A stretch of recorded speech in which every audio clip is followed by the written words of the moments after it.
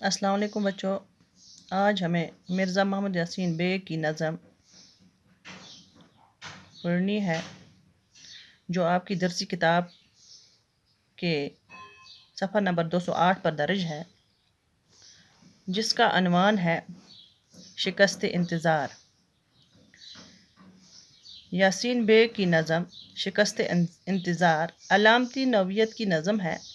اس میں خزاں رسیدہ چناروں کے زرد پتوں کا چراغ راہ کی مانند صبح و شام چلنا، کہر میں لپٹی ہوئی میلی کچیلی فضا میں نظر کو بانے والے مناظر کا نشان تک نہ ملنا، آسمان میں ستاروں کا گم ہو جانا، اس نظم میں زیادہ اداسی اور محرومی کی علامتیں نظر آتی ہیں۔ اب ہم اس کے 2 بند پڑھیں گے اور ان کی تشریح کریں گے۔ گلی کے موڑ پہ مسجد کے اس مینار تلے، خزاں رسیدہ چناروں کے زرد رو پتے، چراغ راہ کی مانند صبح و شام جلے، کہر میں لپٹی ہوئی ملگجی فضاؤں میں۔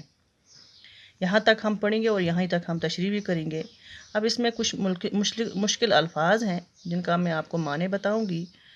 خزاں رسیدہ، خزاں رسیدہ ہوئے بے رونق پرانے، جن پہ خزاں آیا ہو۔ ختم ہوئے، جو چیزیں ختم ہوئی ہوں، خزاں جن پہ خزاں آیا ہو۔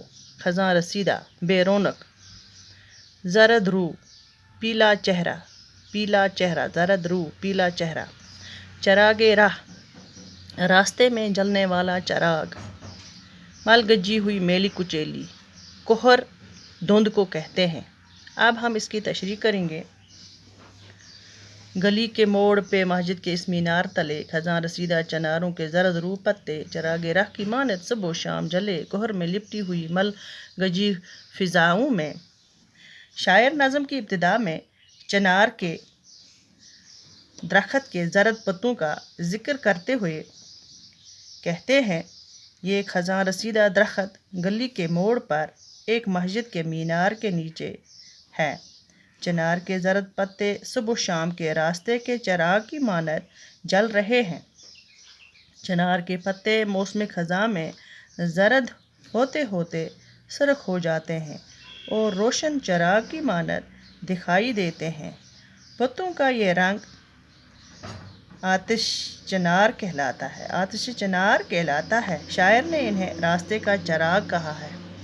یہاں تک ہم نے اس کی تشریح کی۔ کل ہم اگلی 2 بند کی تشریح کریں گے۔ اللہ حافظ۔